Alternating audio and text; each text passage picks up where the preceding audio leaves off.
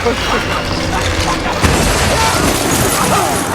crowd rushed into the supermarket like madmen, completely oblivious to the fact that there was a living person right under their feet. Even when someone had their throat slit by shards of glass nearby, it couldn't stop their momentum. People were scrambling for supplies inside the supermarket, even resorting to violence over a box of cookies. If someone were to accidentally fall to the ground, their limbs would be crushed underfoot, and worst of all, they might be run over by a shopping cart rushing out. The scene before them was not a zombie outbreak or an apocalyptic crisis, but the real-life shopping frenzy of Thanksgiving in the United States. To stop the frenzied crowd, the police officer had no choice but to draw his gun to restore order. But the incident still caused a huge stir nationwide. Some criticized the consumers for their reckless shopping, while others accused the supermarket owner of knowing that people would rush to buy items, but only assigning 2 security guards to maintain order. However, this public outcry did not have a negative impact on the supermarket owner. On the contrary, it made him famous, and he opened branches of his supermarket all over the country. The victims' families sought compensation, but the owner refused to pay a single cent. Then,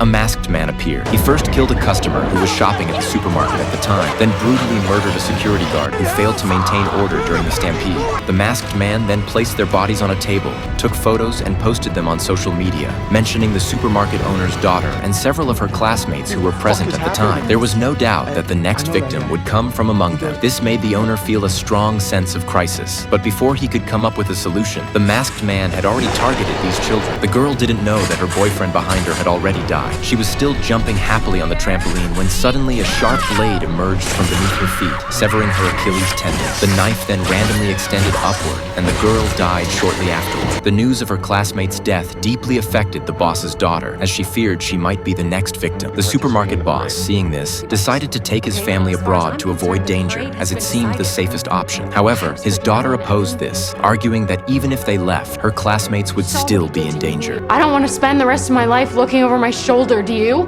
The mother fell silent. At that moment, a police officer proposed a solution. He wanted the supermarket owner's family and the students to participate in tomorrow's Thanksgiving parade. The supermarket owner immediately realized the officer's intention. They were using them as bait to lure out the masked man. Undoubtedly, this was too risky. However, the daughter strongly agreed, as she had already decided to catch the murderer. Yet, things did not go as smoothly as the police had anticipated.